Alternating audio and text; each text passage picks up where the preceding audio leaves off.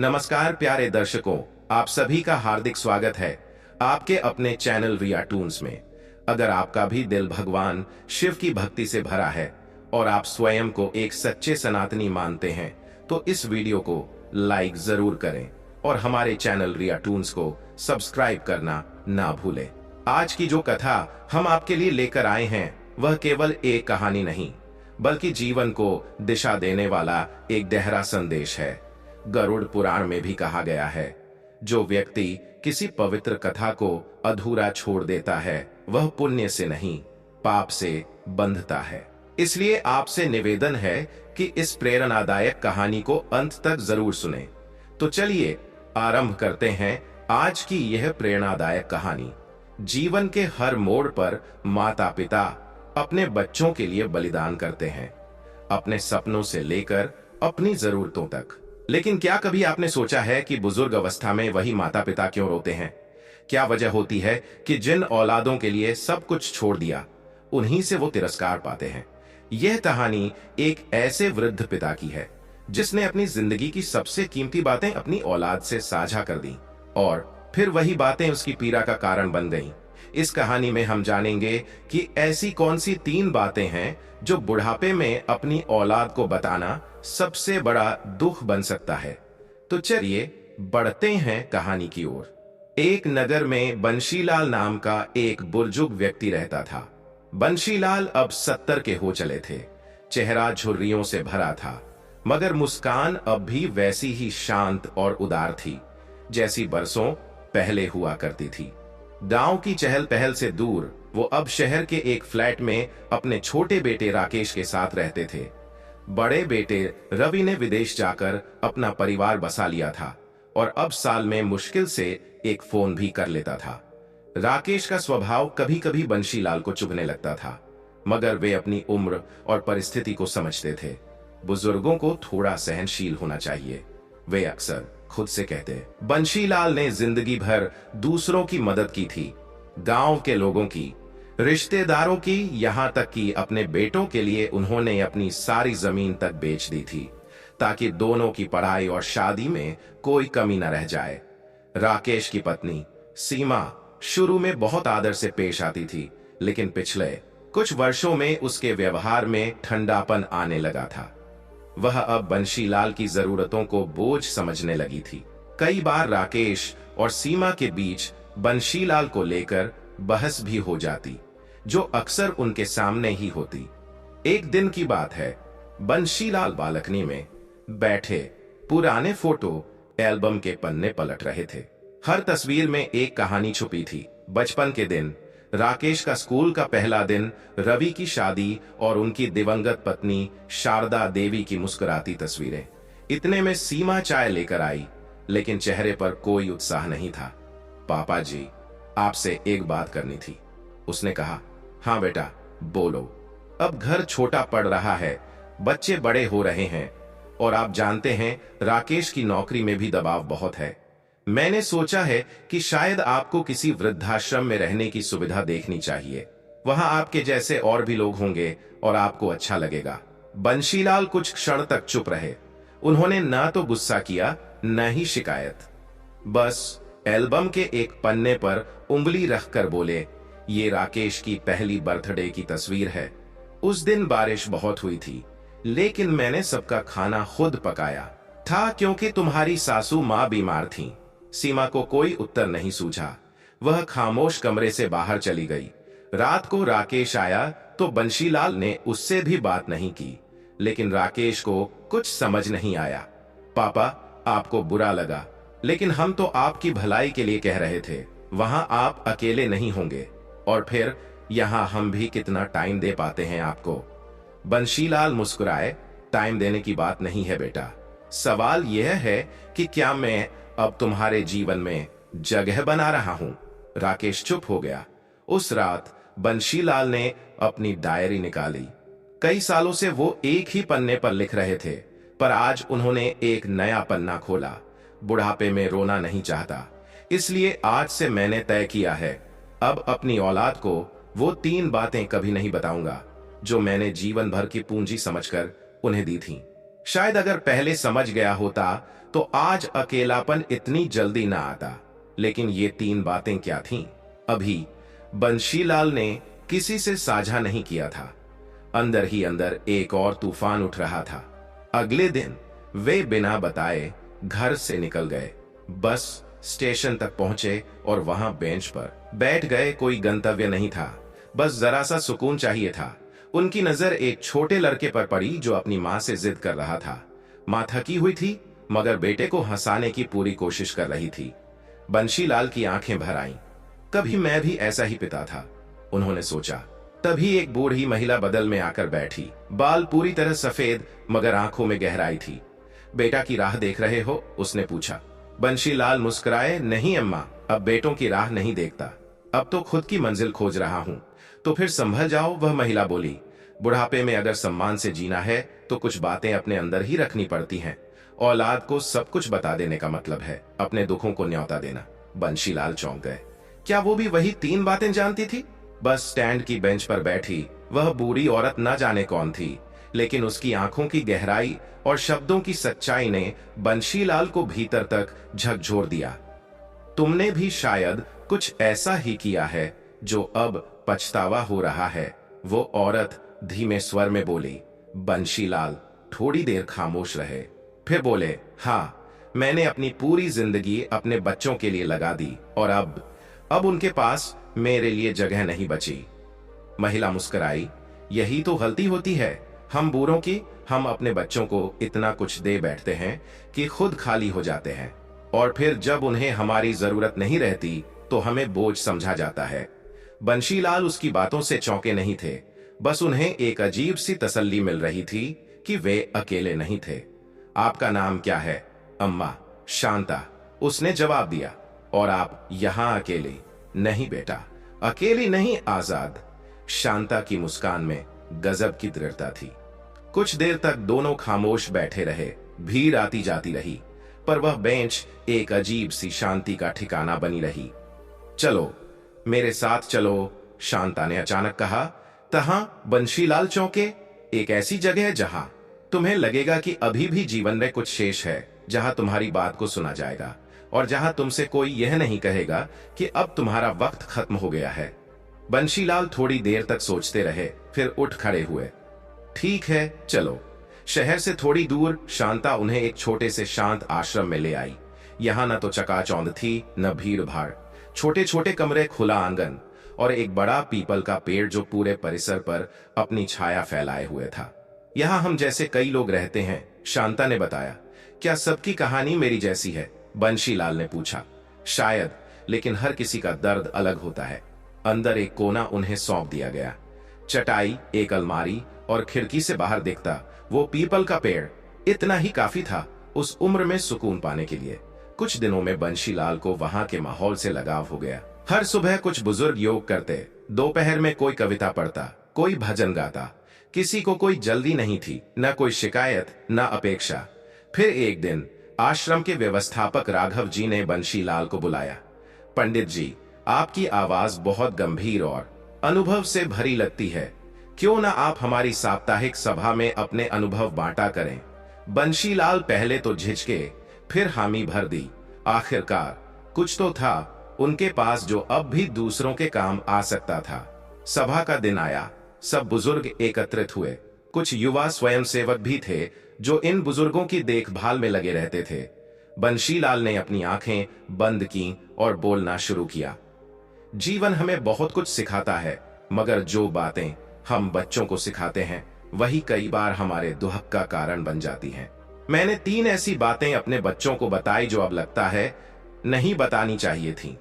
आज मैं वो बातें नहीं बताऊंगा, लेकिन यह जरूर कहूंगा कि जब हम सब कुछ देने लगते हैं तो अपनी जगह खुद मिटाते हैं। सभा में सन्नाटा छा गया। लोग उनकी बातों में खो से गए।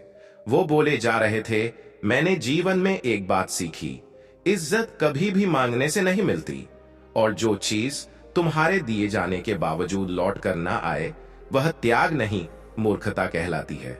सभा के बाद बहुत से लोग उनके पास आए। किसी ने हाथ जोड़े, किसी ने हाथ जोड़े, किसी अंदर देख रही थी, देखा। उसने कहा, अब भी बहुत कुछ बाकी है तुम्हारे पास। उधर राकेश और सीमा के घर में हालात बदल रहे थे। राकेश ने कई दिन इंतजार किया, पर पापा नहीं लौटे। जब देखा कि उनकी पुरानी घड़ी और छड़ी भी नहीं है, तो घबरा गया। सीमा, क्या हमें पुलिस में रिपोर्ट करनी चाहिए? सीमा ने आंखें चुराते हुए कहा। क्या फायदा, वो खुद ही गए हैं। किसी दोस्त के पास होंगे, कुछ दिन में लौट आएंगे। लेकिन वो कभी ऐसा नहीं करते थे। राकेश बेचैन था। उसे अब अपने किए पर पछतावा हो रहा था। उसे याद आया कि जब वह छोटा था तो हर बार बुखार में पापा उसकी बगल में रात भर बैठे रहते थे। जब वह फेल हो जाता तब भी पापा मुस्कुराकर कहते थे, कोशिश करता रहे बेटा, एक दिन जरूर सफल होगा। अब वही पापा बिना कुछ कहे चले गए। रात को वह अपनी बेटी परी को कहानी सुना रहा था। परी बोली, पापा दादाजी कब आएंगे? मैं उनसे कहानी सुनना चाहती हूँ। राकेश की आंखें नम हो गईं। इधर आश्रम में बंशीलाल की एक नई पहचान बन गई थी। लोग उन्हें आदर से पंडित जी बुलाने लगे थे। वह हर शुक्रवार को सभा में बोलते और उनकी बातें धीरे धीरे एक डायरी में संकलित होने लगी थीं। एक शाम वो उसी पीपल के नीचे बैठे थे जहां से आकाश की नीली परछाइयां उतरती थीं। शांता उनके पास आई और बोली, कभी सोचा है उन 3 बातों को? एक बार फिर से सोचो, क्या सच में बताना गलती थी या तरीका गलत था? बंशीलाल कुछ नहीं बोले। उन्होंने बस अपनी डायरी खोली और उसमें लिखा, शब्द वही होते हैं जो जिंदगी बनाते हैं, और कभी कभी वही शब्द जिंदगी तोड़ भी देते हैं। लेकिन नियति अभी पूरी तरह शांत नहीं हुई थी। एक दिन आश्रम में 2 नए आगंतुक आए, एक पुरुष और एक स्त्री। शांता ने दरवाजे पर उनका स्वागत किया और पूछा, किससे मिलना है? पुरुष ने जवाब दिया, हम बंशीलाल जी को ढूंढ रहे हैं। मैं उनका बेटा राकेश हूँ। शाम का वक्त था। आश्रम के आंगन में हवा धीरे धीरे बह रही थी। पीपल के पत्ते सरसराते हुए जैसे समय की धीमी चाल में कुछ कह रहे हों। बंशीलाल हमेशा की तरह अपने कमरे के बाहर चौकी पर बैठे थे। एक हाथ में उनकी डायरी और आंखें उस पीपल के विशाल तने पर टिकी थीं। तभी शांता की आवाज ने उनका ध्यान तोड़ा। पंडित जी, कोई मिलने आया है आपसे। उन्होंने धीरे से गर्दन घुमाई और जैसे ही देखा, सामने राकेश और सीमा खड़े थे। आंखें झुकी हुई, चेहरे पर अपराध बोध का भार और हाथों में एक छोटा सा थैला। बंशीलाल कुछ क्षण कुछ बोले ही नहीं, न कोई सवाल न कोई प्रतिक्रिया। बस एक शांति छाई रही जो शब्दों से कहीं ज्यादा बोल रही थी। राकेश ने थरथराती आवाज में कहा, पापा हमें माफ कर दीजिए, हम बहुत बड़े भूल कर बैठे थे। घर अब घर नहीं लगता। आप जैसे ही चले गए ऐसा लगा जैसे दिल से कुछ निकल गया हो। बंशीलाल ने डायरी बंद की। बहुत देर तक राकेश के चेहरे को निहारा, मानो कोई पुराना चेहरा फिर से नया हो गया हो। फिर उन्होंने कहा, माफी बेटा, तुमने मुझसे कुछ नहीं छीना था। मैंने ही खुद को तुम्हारे सामने इतना छोटा बना दिया था कि तुमसे उम्मीद बांध बैठा। शब्दों में शिकायत नहीं थी, पर उनमें गहरी पीड़ा थी। सीमा ने धीरे से आगे बढ़कर उनके पांव छुए। पिताजी, सच में बहुत अफसोस है, हम समझ नहीं पाए आपकी खामोशी को। आपको वहां देखकर भी अनसुना कर दिया। लेकिन आज हम आपकी अहमियत को महसूस कर पा रहे हैं। बंशीलाल कुछ बोले नहीं। वो बस उठे, भीतर गए और अपने कमरे में दरवाजा बंद कर लिया। शांता यह सब चुपचाप देख रही थी। उसने राकेश और सीमा को पास बिठाया। तुम दोनों को यह समझना चाहिए कि एक पिता को केवल सम्मान नहीं चाहिए, उसे समझ भी चाहिए। वो जब उम्र के इस मोड़ पर पहुंचता है तो उसकी बातें सिर्फ आदेश नहीं होती, वो अनुभव होते हैं। राकेश चुपचाप सुनता रहा। फिर कहा, क्या वो हमसे बात नहीं करेंगे? शायद करेंगे, लेकिन जब उन्हें लगेगा कि तुम उनके लौटने के लायक हो। सीमा की आंखों में आंसू भर आए। हम चाहते हैं कि वो हमारे साथ वापस चलें। शांता गंभीर हो गई। बेटा, हर घर एक बार फिर से घर बन सकता है, लेकिन भरोसे को लौटने में समय लगता है। रात को बंशीलाल अपनी डायरी के पन्ने पलट रहे थे। हर पन्ने में कहीं न कहीं उनके बच्चों का जिक्र था। कभी परी की हंसी, कभी राकेश के बचपन की बातें, कभी सीमा के बनाए पकवान। सब कुछ जैसे पन्नों में कैद था, जीवन की स्याही से लिखा गया इतिहास। अचानक उनकी नजर एक पुराने पत्र पर पड़ी। परी का जन्मदिन कार्ड। उसमें उसने लिखा था, दादाजी, आप मेरे सबसे अच्छे दोस्त हो। आप कभी दूर मत जाना, मुझे आपकी कहानियां बहुत पसंद है। उनकी आंखें भर आईं। उन्होंने धीरे से पन्ना बंद किया और बिस्तर पर लेट गए। अगली सुबह राकेश और सीमा ने फिर प्रयास किया। इस बार राकेश ने बंशीलाल के सामने एक छोटा सा प्लास्टिक का डिब्बा रखा। उसमें उनकी मां की पुरानी लाल बिंदी, एक पुरानी फोटो और एक हाथ से लिखी चिट्ठी थी जो कभी उन्होंने मां के लिए लिखी थी। पापा, ये आपकी पुरानी यादें हैं। हमने सब कुछ संभाल कर रखा है। जब आप चले गए तो ये चीजें ही थीं जो हमें आपकी मौजूदगी का एहसास दिलाती रहीं। बंशीलाल ने डिब्बा देखा, फिर धीरे से कहा, यादें तब तक संजोने लायक होती हैं जब तक उन्हें समझने वाला हो। जब तुम्हारे पास मैं था तब ये सब नहीं याद आए। अब जब मैं यहां हूं तो यादें भी साथ नहीं जाएंगी। शब्दों में कठोरता नहीं थी, लेकिन एक दूरी जरूर थी। सीमा ने हाथ जोड़कर कहा, हम नहीं चाहते कि आप हमें तुरंत माफ करें, लेकिन क्या आप एक बार चलकर परी से मिल सकते हैं? वो हर रात रोती है और कहती है कि दादाजी बिना उसके सपने भी अधूरे हैं। बंशीलाल की आंखें बंद हो गईं। परी की मासूम हंसी और वो कहानियां उसे 3 दिन बाद बंशीलाल ने राकेश से कहा, तुम लोग जा सकते हो, मुझे अभी नहीं लौटना है, लेकिन परी से मिलने जरूर आऊंगा। बस बताओ वो स्कूल कब से जाती है? राकेश ने मुस्कुराते हुए कहा, सुबह 8 बजे।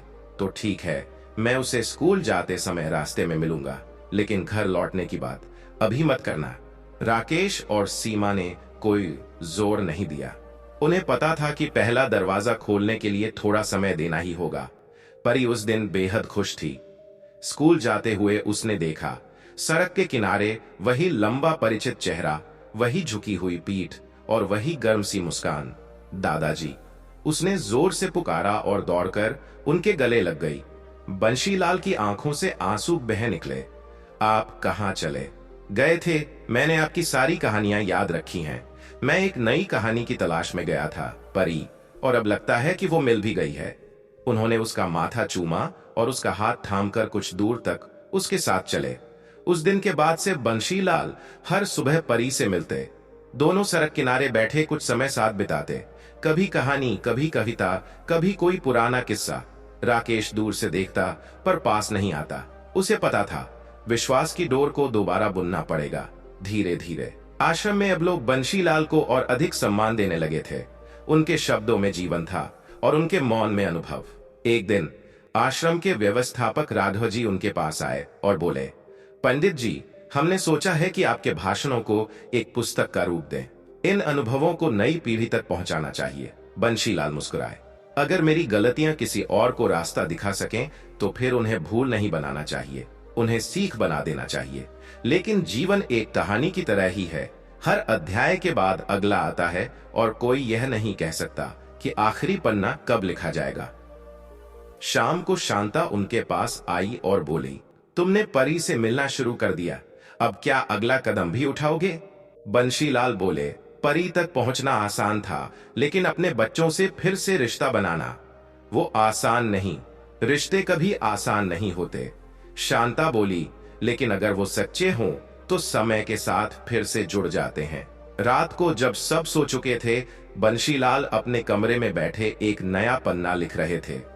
जीवन के उत्तर हर बार सरल नहीं होते। कुछ बातें समय पर कहनी चाहिए और कुछ बातें कभी नहीं। मैंने जो बातें कही थीं, उन्हें समझने वाला नहीं था। शायद समय ही दोषी था, या शायद मैं। उन्होंने कलम रख दी और खिड़की से झांका। आकाश में बादल थे, लेकिन चांद उनके बीच से झलक रहा था। जैसे हर सच्चाई समय आने पर दिखाई दे ही जाती है।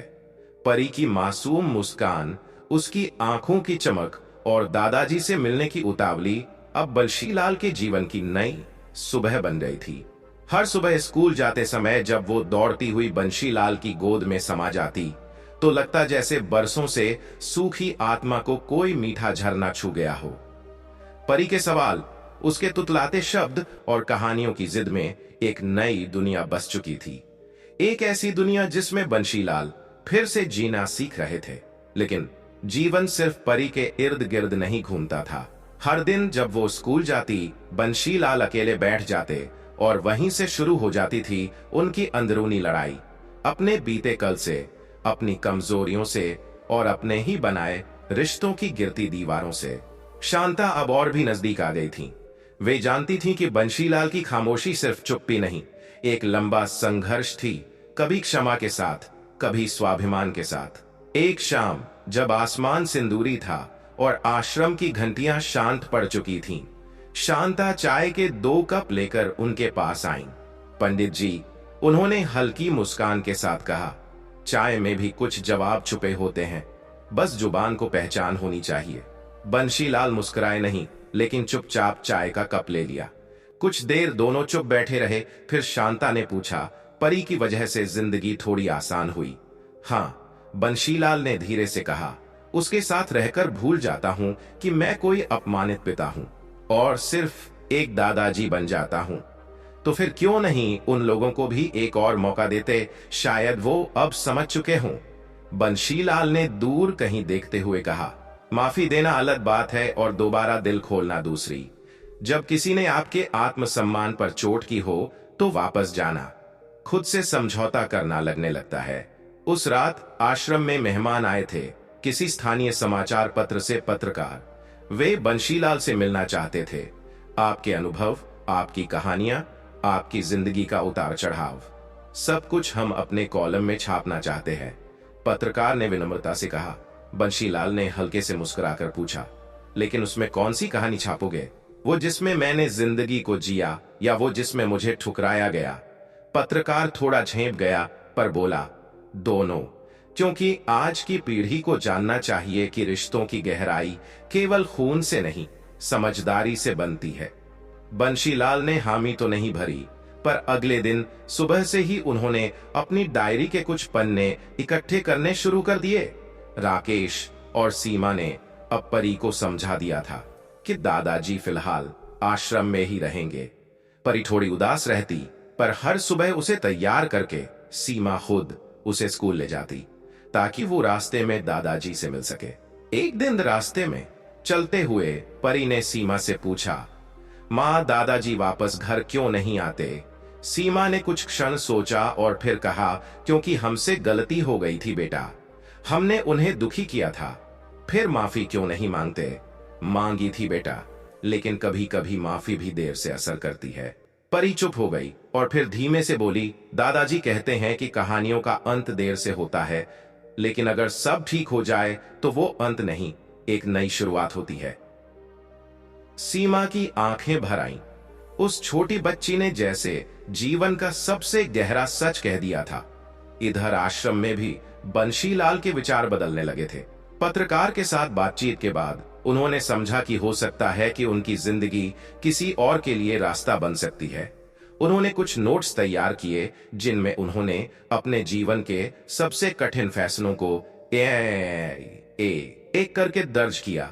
लेकिन एक बात उन्होंने अब तक नहीं लिखी थी, वे 3 बातें जो उन्होंने कभी अपने बेटे से कह दी थीं और जिनकी वजह से सब कुछ बिगड़ गया था।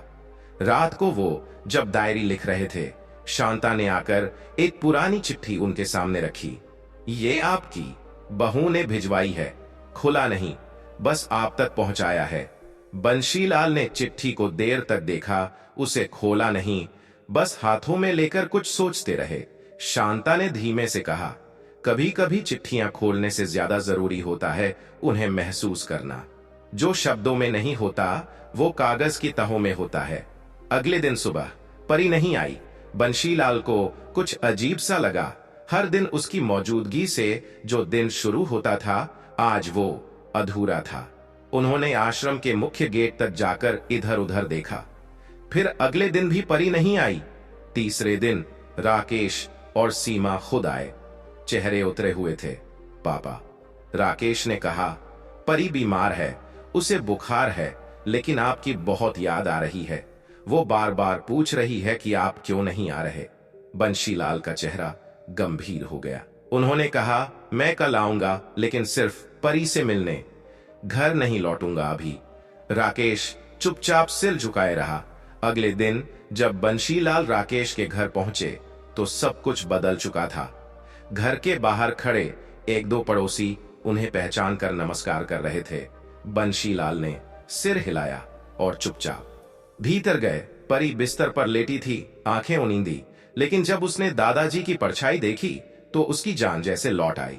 दादाजी, आप आ गए। हाँ परी, मैं आ गया। अब आप फिर से कहानियां सुनाएंगे? हाँ, लेकिन इस बार तुम भी अपनी कहानी सुनाना। परी मुस्कुरा दी। बंशीलाल कुछ देर उसके पास बैठे रहे, उसके माथे पर हाथ फेरते रहे। उनकी हथेलियों में अब वह कांप नहीं थी जो उस दिन आश्रम पहुंचते समय थी। अब उसमें स्थिरता थी, शायद इसलिए कि अब उन्हें कोई डर नहीं था। सीमा चुपचाप रसोई में थी। बंशीलाल ने जाते जाते कहा, राकेश, मैं अभी घर नहीं लौटूंगा, लेकिन एक बात कहूंगा, अगर अपने बच्चों से कुछ सीखनी हो तो उनकी सादगी और ईमानदारी से सीखो। राकेश ने पहली बार सिर उठाकर आंखों में आंसू लिए कहा, पापा, इस बार मैं कोशिश नहीं, बदलाव करना चाहता हूं। बंशीलाल कुछ नहीं बोले, बस बाहर निकलते हुए बोले, बदलाव की शुरुआत तब होती है जब इंसान खुद से सच बोलने लगे। बंशीलाल जब परी को देखकर लौटे तो उनका मन पहले से कहीं ज्यादा उलझा हुआ था। परी के मासूम सवाल और राकेश की नम आंखें भीतर कहीं बहुत गहरे जाकर टकरा गई थीं। एक और दिल था जो चाहता था कि परिवार फिर से एक हो जाए, दूसरी ओर आत्मसम्मान था जो अब भी बीते अपमानों का बोझ उठाए खड़ा था। रास्ते में उनके मन में वो दृश्य बार बार कौंध रहा था, वो पल जब राकेश ने कहा था, इस बार मैं कोशिश नहीं, बदलाव करना चाहता हूं। ये शब्द सिर्फ एक वाक्य नहीं थे, बल्कि एक बेटे की सालों पुरानी चुप्पी का टूटना था। आश्रम लौटकर बंशीलाल बहुत देर तक अपने कमरे में बैठे रहे। डायरी उनके सामने खुली थी, लेकिन कलम नहीं चल पा रही थी। शब्द थे पर दिशा नहीं थी। वे सोचते रहे, क्या अब वक्त आ गया है कि वो उन 3 बातों को डायरी में दर्ज करें। वहीं दूसरी ओर शांता दूर से उन्हें देख रही थी। वो जानती थी कि बंशीलाल के जीवन में एक नया मोड़ आने वाला है, चाहे वो मोड़ सुलह का हो या दूरी का, पर अब ठहराव नहीं रहने वाला। अगली सुबह जब शांता ने चाय का कप उनके सामने रखा तो उन्होंने पहली बार बिना कुछ कहे कप थाम लिया। चाय की भाप के साथ उनके भीतर की गांठें भी कुछ हल्की होती लग रही थीं। शांता ने मुस्कुराते हुए पूछा, आज चाय में कुछ ज्यादा सुकून है क्या? बंशीलाल ने पहली बार थोड़ा मुस्कुराकर कहा, शायद अब सुकून चाय में नहीं, अपने भीतर आने लगा है। शांता को उस जवाब में गहराई दिखी, पर उन्होंने कुछ नहीं कहा। कभी कभी मौन ही सबसे बड़ी बातचीत बन जाता है। उधर राकेश और सीमा के घर का माहौल अब धीरे धीरे बदलने लगा था। परी की तबीयत अब ठीक हो रही थी, पर वो बार बार दादाजी को बुलाने की जिद करती। सीमा ने कई बार उसे समझाया, दादाजी को भी आराम चाहिए बेटा, वो फिर आएंगे, पर परी मानती नहीं। फिर एक दिन राकेश ने कहा, अगर हम दादाजी को यहीं बुला लें, जब तक परी ठीक नहीं होती वो हमारे साथ ही रहें। सीमा कुछ पल चुप रही, फिर धीमे से बोली, पर क्या वो तैयार होंगे इतना सब होने के बाद? राकेश ने जवाब दिया, अगर हम दिल से कहें और उन्हें एहसास हो कि अब सब कुछ पहले जैसा नहीं है तो शायद हाँ। उसी शाम राकेश ने खुद आश्रम जाकर बंशीलाल से मिलने की सोची।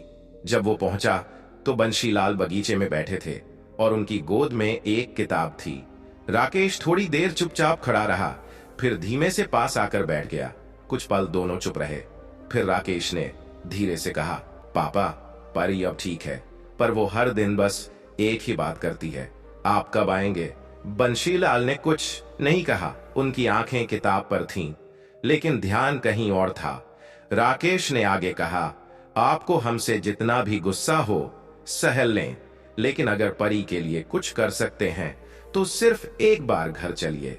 बंशीलाल ने किताब बंद कर दी, धीरे से बोले, मैं वहां कभी मेहमान नहीं बनना चाहता बेटा, या तो घर वाला बनकर जाऊं या कभी न जाऊं। राकेश की आंखें भर आईं। उसने पहली बार अपने हाथ पिता के पैरों की ओर बढ़ाए। पापा, मैं अब आपको मेहमान नहीं कहूंगा, बल्कि कोशिश करूंगा कि आप फिर से पिता कहलाएं और मैं एक सही बेटा। अगले दिन सुबह जब परी ने दरवाजे पर खड़े बंशीलाल को देखा तो उसकी आंखों की चमक जैसे सुबह की धूप बन गई। दादाजी, आप सच में आ गए? हाँ मेरी परी, और इस बार कुछ ज्यादा दिन रहने आया हूं। सीमा ने आगे बढ़कर उनके लिए पानी रखा। आपका कमरा पहले जैसा ही रखा है पापा, उन्होंने कहा। बंशीलाल ने चारों ओर देखा। सब कुछ वैसे ही था, लेकिन अब भावनाएं बदली हुई लग रही थीं। कमरे की दीवारों पर अब वो चुप्पी नहीं थी जो उन्हें चुभती थी। बल्कि एक नई शुरुआत की खामोशी थी, उम्मीद से भरी। रात को सब साथ बैठकर खाना खा रहे थे। परी ने अपनी प्लेट छोड़कर दादाजी की गोद में आकर बैठते हुए कहा, अब आप मुझे रोज कहानी सुनाएंगे ना?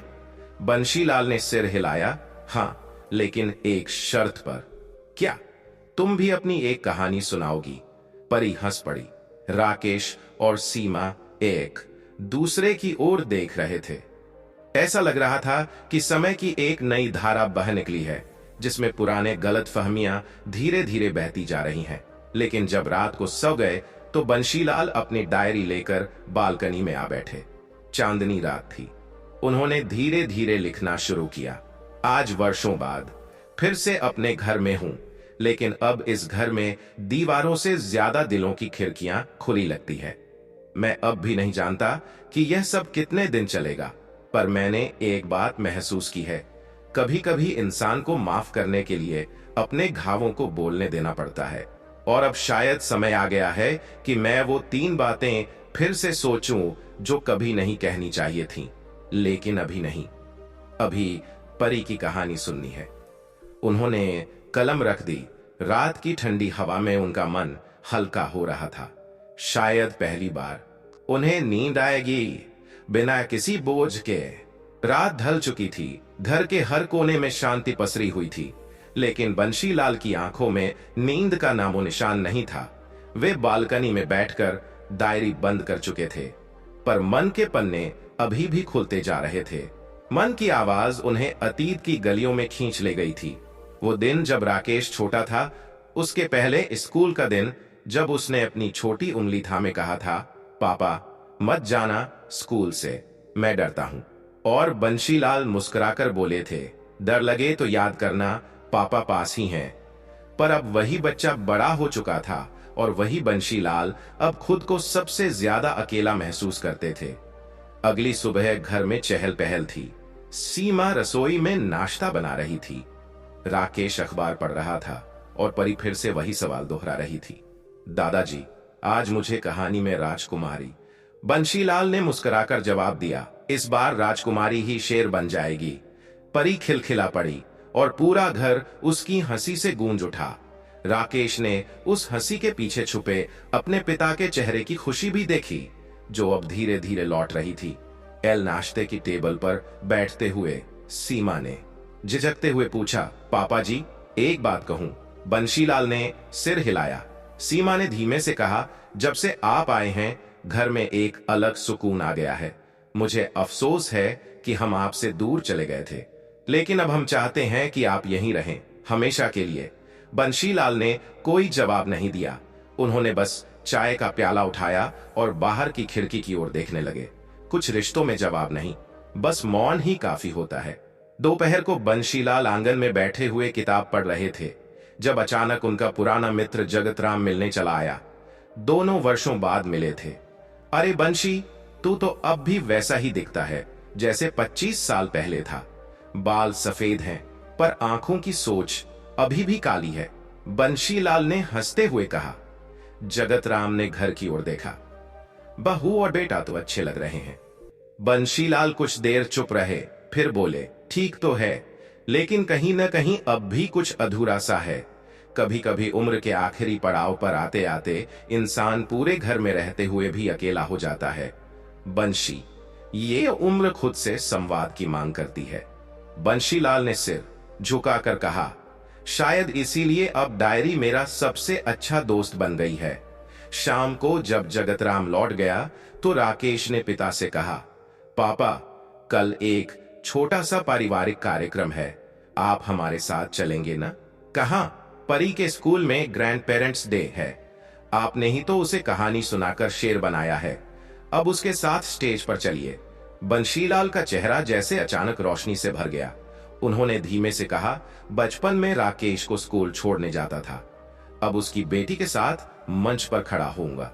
जीवन सच में एक चक्र है। अगले दिन स्कूल में माहौल अलग ही था। बच्चों की खिलखिलाहट, शिक्षकों की व्यस्तता और अभिभावकों की हलचल के बीच परी अपने दादाजी का हाथ थामे खड़ी थी। स्टेज पर जब परी ने माइक थामा और कहा, ये मेरे दादाजी हैं, ये मुझे सबसे प्यारी कहानियां सुनाते हैं, और डर लगे तो मेरे सिर पर हाथ रखते हैं। पूरा हॉल तालियों से गूंज उठा। बंशीलाल की आंखों से आंसू बह निकले, लेकिन इस बार वे आंसू दुख के नहीं, किसी गहरे सुकून के थे। वापसी में बंशीलाल चुप थे। कार की खिड़की से बाहर देखते हुए वे सोच रहे थे, क्या सचमुच रिश्ते फिर से बुने जा सकते हैं? क्या एक टूटा हुआ पिता फिर से जुड़ सकता है, बस इसलिए कि उसकी पोती ने उससे दोबारा जीने की वजह दे दी? जब कार घर पहुंची तो उन्होंने राकेश से कहा, बेटा, आज बहुत थक गया हूं, थोड़ी देर आराम कर लूं, थोड़ी देर आराम कर लूं। राकेश ने सहमति में सिर हिलाया, लेकिन वो देख पा रहा था कि आज पापा की रात को सीमा ने देखा कि बंशीलाल फिर से अपनी डायरी लिख रहे हैं। धीरे धीरे पंखे की आवाज के बीच उनकी कलम चल रही थी। आज पहली बार ऐसा लगा जैसे मैं परिवार में सिर्फ एक पिता नहीं, बल्कि एक जरूरी हिस्सा हूं। परी ने मंच पर मेरी कहानी नहीं, मेरे भीतर के पिता को जिंदा किया। शायद अब समय आ गया है कि मैं वो 3 बातें लिखने के लिए तैयार हो जाऊं, पर अभी नहीं, क्योंकि मैं देखना चाहता हूं क्या ये बदलता हुआ रिश्ता वाकई स्थायी है। अगले दिन सुबह जब राकेश ने देखा कि पापा आंगन में पौधों को पानी दे रहे हैं, तो उनके हाथ में प्याली लेकर आया और बोला, पापा, आपको एक बात बतानी है। क्या? मैंने और सीमा ने सोचा है कि अब घर का एक हिस्सा आपको ही समर्पित करें। आप वहां अपनी लाइब्रेरी बनाइए, जो चाहे कीजिए। हम चाहते हैं आप अपनी दुनिया हमारे साथ ही फिर से रचें। बंशीलाल कुछ पल उन्हें निहारते रहे, फिर मुस्कुराकर बोले, मेरी दुनिया तो वहीं रुक गई थी जहां तुमने मुझसे कहा था अब आपकी जरूरत नहीं है। अब देखना है वो दुनिया फिर आगे बढ़ती है या नहीं। राकेश ने शर्म से सिर झुका लिया। लेकिन जीवन तब आसान नहीं होता जब आप किसी टूटी हुई चीज को फिर से जोड़ने की कोशिश करते हैं। एक शाम जब बंशीलाल अकेले बैठे थे, तभी अचानक मोबाइल पर एक अनजान नंबर से कॉल आया। उधर से आवाज आई, बंशीलाल जी, मैं विनोद बोल रहा हूं, आपका पुराना किराएदार। पिछले साल आपने जो कमरा छोड़ा था, वहां अभी भी आपकी कुछ पुरानी चिट्ठियां और एक संदूक रखा है। अगर आप चाहें तो आकर ले जाइए। बंशीलाल चौंक गए। वो संदूक जिसमें उन्होंने वो 3 बातें कभी छुपा कर रखी थीं, कागज पर नहीं, कुछ और रूप में। अब वो संदूक सालों बाद फिर उनके सामने था। फोन रखते ही बंशीलाल की आंखें कहीं दूर अतीत में खो गईं। विनोद की बात सुनकर उनका दिल धड़कने लगा था। वही संदूक जिसमें उनके जीवन के कुछ सबसे निजी, सबसे अनकहे हिस्से बंद थे। वो कोई मामूली संदूक नहीं था, उसमें उनकी जिंदगी के वो अनुभव, वो दस्तावेज और यादें थीं जो उन्होंने अपनी औलाद से छिपा रखी थीं, जानबूझकर। उस समय एक निर्णय लिया था, कुछ बातें बेटों को नहीं बताई जाती, क्योंकि वो जान भी जाएं तो समझ नहीं पाएंगे। दोपहर होते होते उनका मन बेचैन हो उठा। राकेश दफ्तर गया हुआ था, सीमा परी को स्कूल छोड़ने गई थी। घर में शांति थी, पर बंशीलाल के भीतर तूफान। उन्होंने धीरे से अपनी पुरानी शॉल ओढ़ी, छड़ी उठाई और बिना किसी को बताए दरवाजे से निकल गए। बस स्टैंड पर बैठे बैठे उन्हें पुराने मोहल्ले की यादें घेरने लगीं। वहीं गलियां, वहीं दरवाजे और वहीं की मिट्टी जिसमें उन्होंने अपने सपनों को बोया और संघर्ष से सींचा था। जब वे विनोद के घर पहुंचे तो सामने वही पुराना 2 मंजिला मकान खड़ा था। बालकनी में सूखते कपड़े नीचे खेलते बच्चे और एक कोने में बंशीलाल का वह कमरा अब शायद किसी और के कब्जे में था। विनोद दरवाजे पर ही मिल गया। अरे बंशीलाल जी, क्या हाल है? मैंने सोचा था आप नहीं आएंगे। न आऊं तो मन को चैन नहीं पड़ेगा। विनोद, वो संदूक, उसका वजन अब सीने पर लगता है। विनोद उन्हें ऊपर ले गया। कमरे की दीवारें बदली नहीं थीं, बस उन पर अब नई दरारें पड़ गई थीं, जैसे वक्त ने हर ईंट से हिसाब मांगा हो। कोने में रखा वह संदूक धूल से भरा था। बंशीलाल ने जब उसका ताला खोला तो धड़कनों ने एक पल को विराम ले लिया। संदूक के अंदर थी एक पुरानी रजाई जिसमें उनकी पत्नी की खुशबू अब भी अटकी थी, कुछ पीले पड़े खत जो उन्होंने सीमा और राकेश के लिए कभी लिखे लेकिन कभी भेजे नहीं, कुछ कागज जिन पर उनके जीवन के वह 3 रहस्य दर्ज थे, सांकेतिक भाषा में एक कहानी के रूप में। और सबसे नीचे एक छोटा म्यूजिक बॉक्स जो कभी राकेश के बचपन में उसके जन्मदिन पर लाया गया था। बंशीलाल की उंगलियां कांप गईं, उनकी आंखें भी। ले जाइए इसे, विनोद ने धीरे से कहा। आपका अतीत आपसे ज्यादा किसी और का नहीं हो सकता। बंशीलाल ने गर्दन झुकाई। उस संदूक को थामकर उन्होंने खुद को जैसे एक बार फिर बंधन से मुक्त किया। वापसी में जब वे ऑटो से घर पहुंचे तो दरवाजे पर खड़ी सीमा ने उन्हें देख चौंक कर पूछा, पापा जी, आप अकेले बाहर चले गए थे, कुछ कहा भी नहीं? बंशीलाल ने जवाब नहीं दिया, बस धीरे से कहा, कुछ सफर बिना बताए ही तय करने होते हैं बहू। सीमा ने देखा, उनके हाथ में एक पुराना संदूक है। उसकी उत्सुकता जागी, लेकिन उसने कुछ नहीं पूछा। कमरे में पहुंचकर उन्होंने वह संदूक धीरे से पलंग के नीचे सरका दिया। वो जानते थे अब उसका समय आ चुका है, पर पूरी तरह नहीं। अभी कुछ और देखना, समझना और जीना बाकी है। रात को बंशीलाल फिर से अपनी डायरी के पन्ने पलट रहे थे। उन्होंने एक नया पन्ना खोला और लिखा, हर इंसान के जीवन में एक संदूक होता है। कोई उसे ताले में बंद कर रखता है, कोई दूसरों को चाबी दे देता है, पर बहुत कम लोग ऐसे होते हैं जो उस संदूक को खुद खोलकर किसी अपने के सामने रख सकें। अगले दिन सुबह राकेश ने कहा, पापा, मैं सोच रहा हूं कि इस रविवार को हम सब साथ में पास के पहाड़ी इलाके में एक दिन के लिए घूमने चले। आपको भी अच्छा लगेगा, परी बहुत खुश होगी। बंशीलाल ने हल्की मुस्कान दी। हाँ, पहाड़ों पर चलेंगे, शायद वहां जाकर कुछ बातों का जवाब भी मिल जाए। राकेश कुछ समझा नहीं, लेकिन उसे अच्छा लगा कि पापा अब खुल रहे हैं। उस दिन शाम को जब बंशीलाल टहल रहे थे तो पड़ोस की एक वृद्ध महिला, सुशीला देवी, जिनसे उनकी कभी बात नहीं हुई थी, पास आकर बैठ गईं। आपको देखकर लगता है कि आप बहुत सोचते हैं। बंशीलाल हंसे, अब तो सिर्फ सोचने का ही काम बचा है। बुढ़ापे में सोच कम और सुलझाव ज्यादा चाहिए। हर सोच सुलझती नहीं, कुछ को बस समय देना पड़ता है। वे दोनों देर तक बैठे रहे, चुपचाप। कभी कभी किसी अजनबी की उपस्थिति भी दिल को सहारा दे जाती है। उसी रात परी उनके पास आई और बोली, दादाजी, आप मुझे वो वाली लंबी कहानी सुनाओ ना, जिसमें वो राजा था जो अपनी सबसे बड़ी बात। बंशीलाल मुस्कुराए, उन्हें समझ आ गया। परी को कहानी की भूख नहीं थी, बल्कि उसके बहाने वह उनके साथ समय बिताना चाहती थी। ठीक है, उन्होंने कहा, पर आज मैं तुझे नहीं, तू मुझे कहानी सुनाएगी। चल देखूं तूने मुझसे क्या सीखा है। परी ने आंखें चमकाकर कहा, तो मेरी कहानी में राजा बूढ़ा हो गया था, पर सबको सिखाता था कि अकेलापन भी ताकत होता है। बंशीलाल चौंक गए। उम्र तो उसकी 7 साल की थी, पर सोच शायद 70 की। रात गहराई, सारा घर सो गया, पर बंशीलाल फिर उसी संदूक को खींचकर बाहर ले आए। इस बार उन्होंने वह म्यूजिक बॉक्स उठाया और धीरे से उसका ढक्कन खोला। धीमी सी धुन कमरे में फैल गई, वही धुन जो राकेश के बचपन में बजती थी। और उस धुन के साथ जैसे यादों का दरवाजा खुल गया। कमरे में बजती वो धीमी धुन और अतीत की यादों में डूबे बंशीलाल। वो म्यूजिक बॉक्स जिसकी चाबी घुमाते ही नन्हा राकेश खुशी से झूम उठता था, अब उसी बक्से से निकली धुन बंशीलाल के दिल के किसी कोने में टनकी उदासी को हिला रही थी। उनकी आंखें बंद थीं, पर सामने दृश्य बिल्कुल साफ था। छोटा सा राकेश नंगे पांव खुले आंगन में दौड़ता हुआ मां के पीछे पीछे भाग रहा है।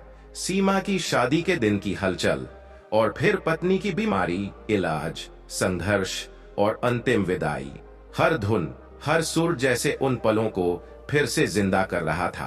पापा, दरवाजे से राकेश की आवाज आई। बंशीलाल चौंके। उन्होंने जल्दी से म्यूजिक बॉक्स बंद किया और उसे वापस संदूक में सरका दिया। राकेश दरवाजे तक आ चुका था। आप अभी तक सोए नहीं? नींद नहीं आ रही थी, पुरानी चीजें देख रहा था, बंशीलाल ने सहजता से कहा। राकेश ने कुछ देर देखा, फिर कहा, पापा, मैं सोच रहा था उस संदूक में कुछ ऐसा तो नहीं जो हमें भी जानना चाहिए। आपके अनुभव, आपकी कहानी, हम तो बहुत कुछ नहीं जानते। बंशीलाल ने उसकी आंखों में देखा। कुछ तो बदला था, शायद विनम्रता, शायद सच्ची जिज्ञासा, लेकिन उन्होंने सिर हिलाया। कुछ बातें बताने से पहले समझने की उम्र आनी चाहिए। राकेश, तुम समझने की दहलीज पर हो, लेकिन अभी भीतर मत झांको।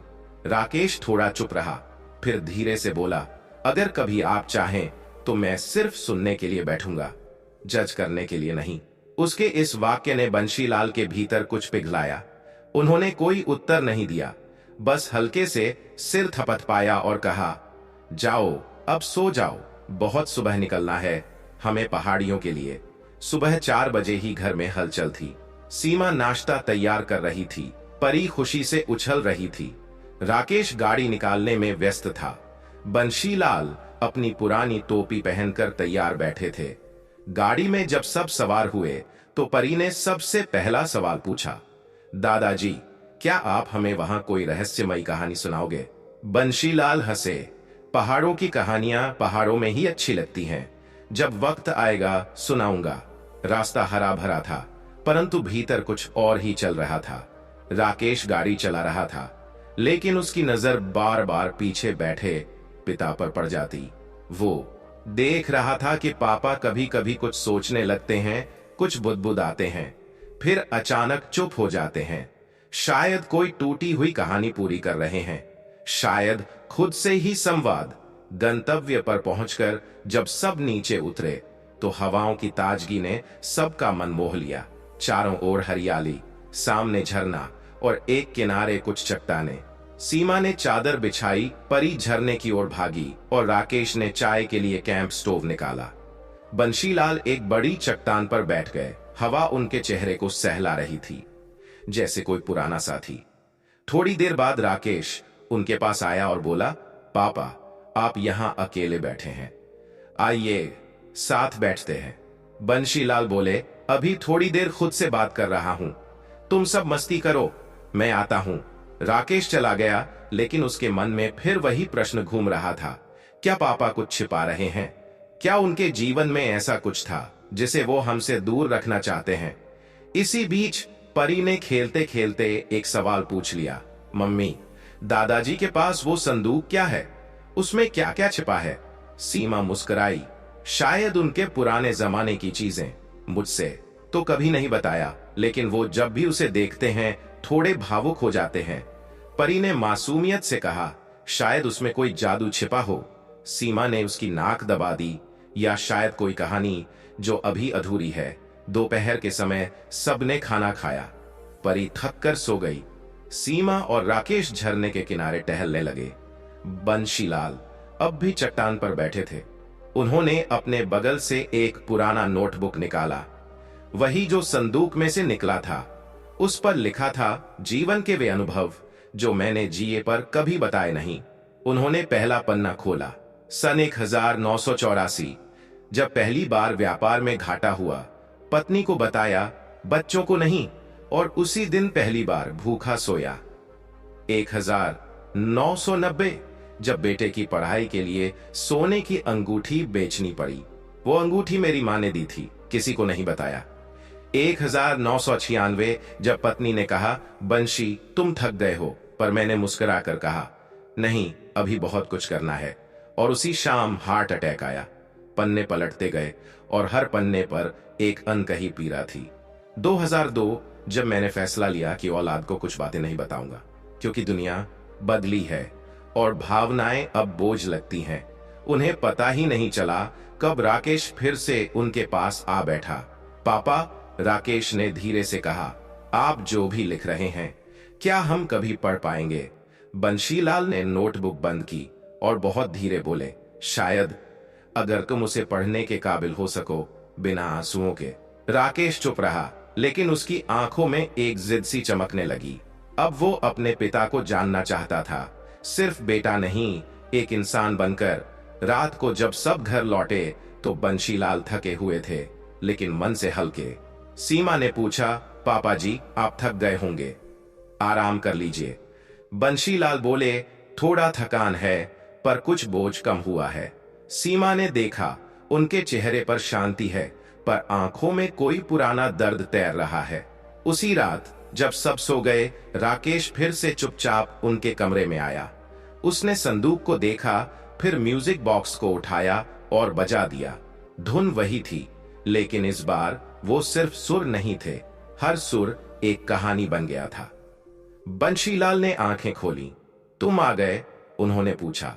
राकेश ने धीरे से कहा, मैं अब सुनने के लिए तैयार हूं पापा, न बेटा बनकर न जज बनकर, बस एक इंसान बनकर। कमरे में मध्यम रोशनी थी। बंशीलाल की आंखों के सामने बेटे राकेश का चेहरा था, गंभीर, शांत और अब पहले से कहीं अधिक परिपक्व। राकेश ने म्यूजिक बॉक्स बंद कर दिया था और अब वह चुपचाप अपने पिता के पास बैठा था। बंशीलाल ने एक लंबी सांस ली। ठीक है बेटा, आज वो 3 बातें बताता हूं जिनका बोझ मैं उम्र भर ढोता रहा, पर तुम्हें कभी नहीं बताया। इसलिए नहीं कि तुम समझ नहीं सकते थे, बल्कि इसलिए कि समझ लोगे तो शायद मैं ही तुम्हारी नजरों में छोटा हो जाऊं। राकेश एकदम सीधा बैठ गया। पर अब वक्त आ गया है। बंशीलाल बोले, पहली बात, अपनी कमजोरी कभी औलाद को मत बताना। तुम्हें याद है जब तुम्हारी इंजीनियरिंग की फीस भरनी थी? राकेश ने सिर हिलाया। तब मैंने घर गिरवी रख दिया था, लेकिन तुमसे कहा कि ऑफिस से एडवांस मिल गया। मैंने वो झूठ इसलिए कहा ताकि तुम्हें अपनी पढ़ाई बोझ न लगे, लेकिन हकीकत यह थी कि मैं महीनों आधा खाना खाता था। पत्नी के लिए दवाइयों के पैसे बचाने के लिए खुद बिना इलाज चलता रहा। एक पिता की सबसे बड़ी कमजोरी यही होती है, अपनी औलाद को खुद से ऊपर रखना। पर अगर औलाद जान ले कि उसका पिता टूटा हुआ है, तो वो या तो डरने लगती है या फिर उसका आदर खो देती है। राकेश की आंखें नम थीं। मैं नहीं चाहता था कि तुम मुझे कमजोर देखो। दूसरी बात, अपनी अधूरी इच्छाएं औलाद पर मत थोपो। मैं संगीतकार बनना चाहता था। तुम्हारी दादी मुझे तबला सिखाने गली के उस्ताद के पास भेजती थीं, पर जब पिता की दुकान संभालनी पड़ी तो वो सपना अधूरा रह गया। जब तुम बड़े हुए और मुझ में वो अधूरा सपना फिर से दिखा, तो मैंने तुम्हें जबरन म्यूजिक क्लास भेजा। पर तुम क्रिकेट खेलना चाहते थे। मैंने तुम्हें डांटा, डांटते डांटते तोड़ा, सिर्फ इसलिए कि तुम वो बनो जो मैं नहीं बन सका। पर वो मेरी गलती थी। औलाद के कंधों पर अपने अधूरे ख्वाब रख दो तो उनके पंख कमजोर हो जाते हैं। राकेश की नजरें झुक गईं, पर फिर तुमने अपनी राह खुद चुन ली। मुझे खुशी है कि तुम अपनी मर्जी से चले।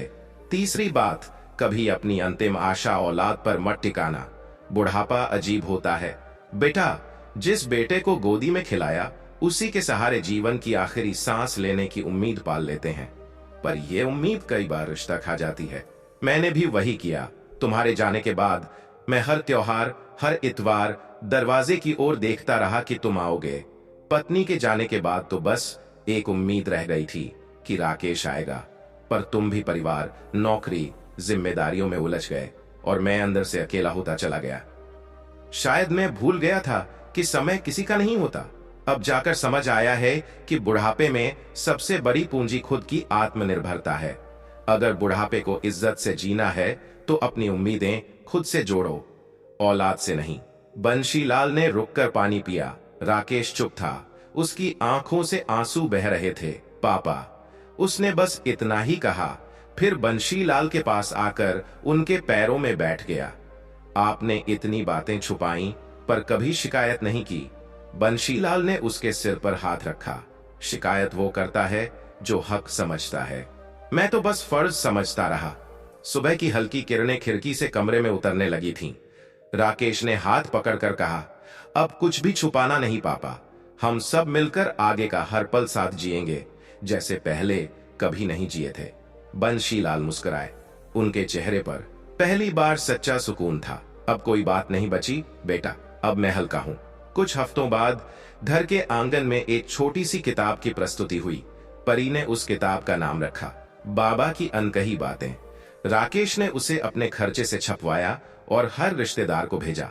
उस किताब के पहले पन्ने पर लिखा था, बुढ़ापे में रोना नहीं चाहते हो तो ये 3 बातें कभी भी अपनी औलाद को मत बताना। अपनी कमजोरी, अपनी अधूरी इच्छाएं और अपनी अंतिम आशा। क्योंकि प्यार बांटने की चीज है, बोझ बनने की नहीं।